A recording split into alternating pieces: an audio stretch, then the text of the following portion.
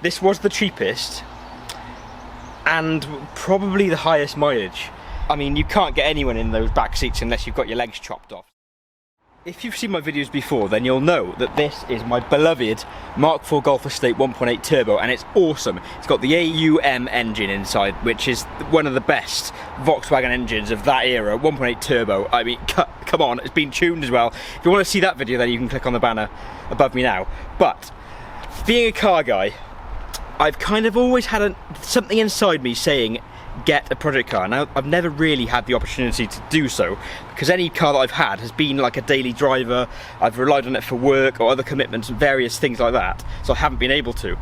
Also, again, being a car enthusiast, I go to all these different car shows where you see all sorts of really awesome project car, show car projects, and you can see that people have put a lot of time and effort in.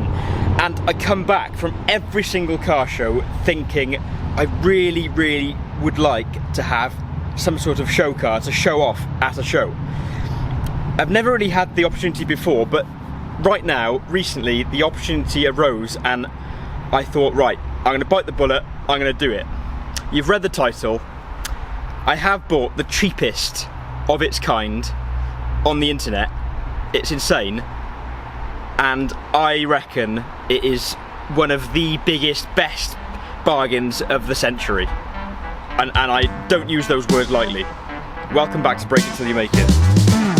This is my beloved Mark IV Golf Estate 1.8 Turbo, and it's awesome. I bought a Volkswagen Beetle, classic Volkswagen Beetle, The cheapest of its kind on the internet.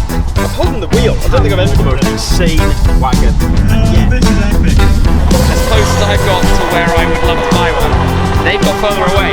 Yeah. I can even fit inside fairly easily.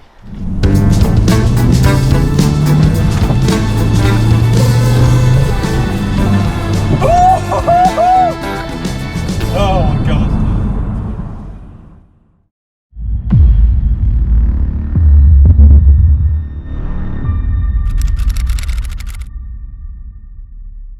Now, the car in question is parked just behind my Golf there. I'm going to give you some clues as to what it is. It's four-wheel drive. It's Volkswagen Audi group. So that might kind of give it away. And it's got a very, very similar engine to the one that's in my Golf. Now, I know you're bugging to see the car. I'll move my Golf out of the way so you can see what car's behind.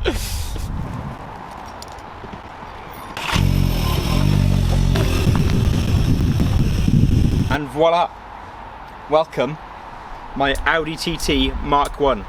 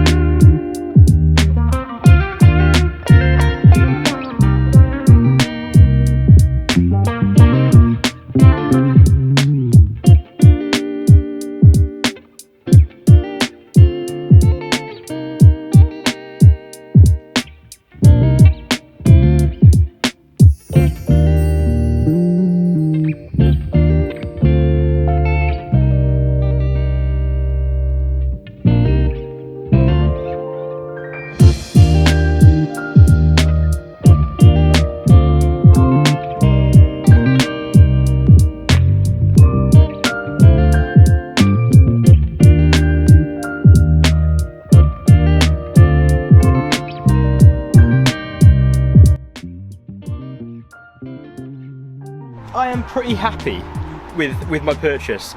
There are some kind of fundamental things wrong with it, but we'll get onto that possibly in a future video really. It's an absolute bargain. I'll get onto how much I paid for this bargain, because I mean that is the important factor really. I'll get onto that in a second. Look at it. It's a classic, well, modern classic? Can I put it in that category? Modern classic, four-wheel drive, four-seater technically, but I mean you can't get anyone in those back seats unless you've got your legs chopped off. So modern classic, two-seater sports car from Volkswagen Audi group. What more could Now, the two main things that you want to know when buying a car, obviously you've seeked out that you want to buy an Audi TT, you're going to want to know mileage. This was the cheapest and probably the highest mileage. It's got 205,000 miles on it. Well, 204,799 or something like that. So it is pretty high mileage, but from experience and from reading up a lot of forums and speaking to a load of people, I know that these engines, this era of Volkswagen Audi group, they last ages, bulletproof engines. So I wasn't too disgruntled that the mileage was that high. And, well, I paid £700. £700 for a 23-year-old Audi TT, 205,000 miles, really nice interior, decent bodywork, as I'll show you in a second. I'm over the moon. Anyway, there's probably one thing left to do now, and that is to show you around the car. So come on, let's go. Now, as two-car garages go, I don't think there's much better pairing than Mark IV Golf Estate with a 20-valve turbo engine in the front, and then Mark 1 Audi TT also with a 20-valve 1.8T in the front. The Audi is an APK. Now, I did actually buy it as a BAM, but I later found out that they didn't actually make a BAM in 2000. So we're stuck with the APK, and apparently, from reading some forums, APK engine is slightly stronger internally, but I mean, there's so much deliberation. There was, on that forum that I went on, there was so much back and forth, like, oh no, the BAM's better, the APK's better for this, and I mean, you just get lost in all the information. Now, the main thing that I got was the BAM is better for tuning. One eternity later. The main thing that I got was the BAM is better for tuning, but I'm not really planning on tuning this car that much. How good does it look glistening in the sun? The curves, well. Truth be told, I'm not a massive fan of the looks of the Audi TT, but it's an awesome car for the money. I do think a matching number plate for the Audi TT would look really, really cool. I am planning on taking both to a show next year, so if hopefully I can orchestrate that correctly, but I think that would look really cool with the same kind of style number plate on both cars. Anyway, let's get on to the sort of quirks of the car. So first of all, you'll notice these are very, very cloudy, but I'm sure a bit of buffing and maybe polishing will sort those out. Yes, we have also got the Quattro badge on the front. It is four-wheel drive. One thing the seller did tell me to do was service the Haldex. We've got few little, there's this scratch which apparently is new. Another thing you can notice from the exterior is these wheels, which are really, really nice. They are a bit battered, so those will need sorting out. The back ones have been sprayed silver. Well, I mean, from a distance you can't really tell the difference. You can probably notice in the sun that they shine a little bit more. That's the kind of the factory finish, but it doesn't look great. And then on the back, they've kind of been sprayed to try and mimic the look on the front, but I mean, it looks pretty rubbish. One major issue, it is very, very high on the back, but we'll be sorting that out very, very soon. The backlights, contrary to the fronts, really, really clean. Twin exhaust. It looks pretty good from the back as well. Little winglet on the back as well. What else have we got? We've got the wheels again at the back. You can see it has been resprayed on the side by here. It does, the paintwork's a bit sort of matted, and oh, I've just noticed that wasn't there before. Little crack there. That's filler. That is. Have to investigate that. Ooh, what's that? Ooh. Oh dear. Anyway, food for thought, but that'll be sorted. We've got this dent by here. There's another little scrape by there. Another dent there. Another dent there. And a few tiny little marks and scrapes around that wing mirror. You can see in the sun from this angle, it might not pick up on camera, but you can see all the swirl marks, which can all be sorted with polishing. On this skirt, you can see the paint bubbling, and you can actually move the bubble around with your finger. So I need to be a bit careful with that. All in all, it's pretty good nick on the outside for the age, which is the main reason I bought it, really. Anyway, let's have a look inside. You're probably thinking, well, if it was this good condition, you've probably also bought it based on the fact that it's got good service history. Now, on that note, I don't have any service history. It didn't come with any. I'm not aware of any history of the car apart from what the previous owner told me, and well, he told me that it was a BAM engine, and I've already found out that it's not, so I don't think that information that he gave me is much to go on. Now, there's no denying that the inside of this particular car is really, really clean, and I don't just mean clean as in tidy. I mean, it is very clean and tidy. I mean clean in the aspect that it's just in very, very good nick. Now, I'm sat inside these very ridiculously comfy chairs. These air vents, well, there's all foam that's coming out of them, and when I did turn the aircon on, all the foam kind of just blasted out. I love this radio, how it pops up.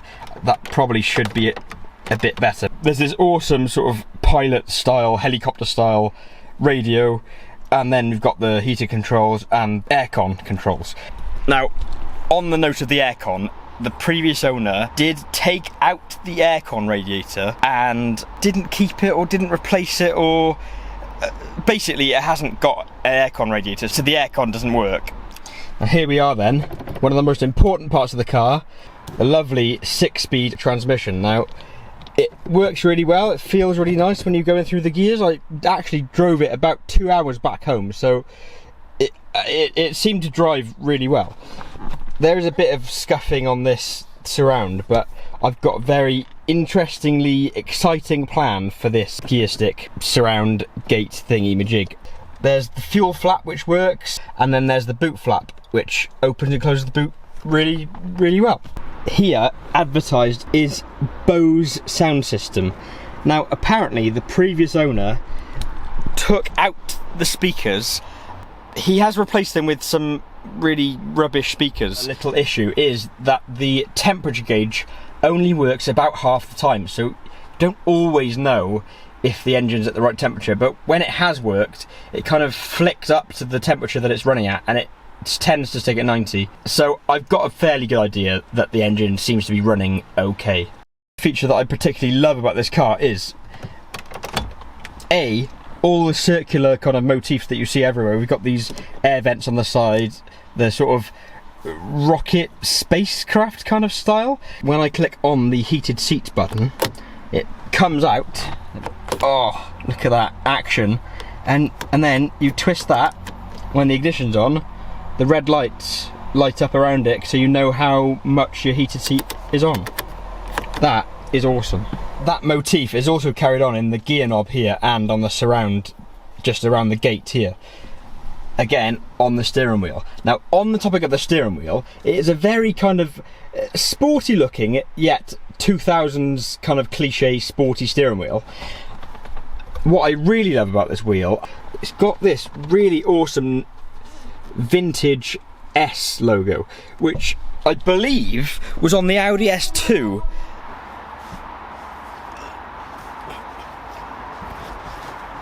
Yeah, as you can see, it's a little bit tricky getting in the back. Literally, I'm bent over and hunched. I've got no headroom. I can move my head back a little bit, but then I'll hit the back glass. So you've kind of got to be about 4 foot tall and have no legs, and then you can fit inside. Now, let me just demonstrate. I've moved the chair all the way forward, as far forward as it'll go, and it won't. I can't go back unless I put my leg like. I can't. I have to be like that. There's just no way.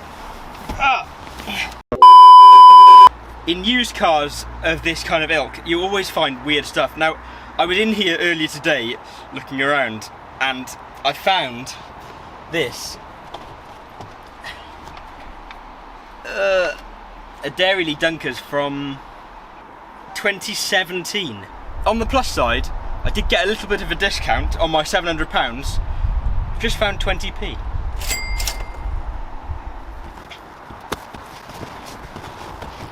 Now, another thing that did annoy me quite a bit when I was driving home, I kept looking out of the window and I kept hitting my head on this because it is really low. Now, I would have quite enjoyed a convertible, but I'm not a hairdresser, so I couldn't bring myself to buy one of those.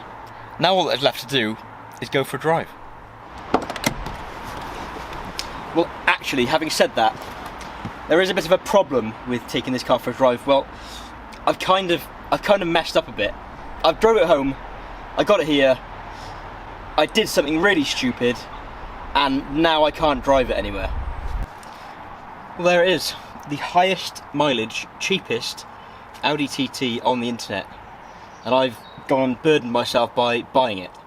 Obviously there's going to be plenty of videos to follow. It's going to be the most insane project, and show car eventually is my plan. So you're going to want to stay tuned, subscribe if you haven't already. If you enjoyed the video, don't forget to leave a like down below, and well, I'll catch you in the next one to reveal the massive mistake, potential disaster, potential catastrophic disaster that I've made to this very delicate 23-year-old 205,000 mile car.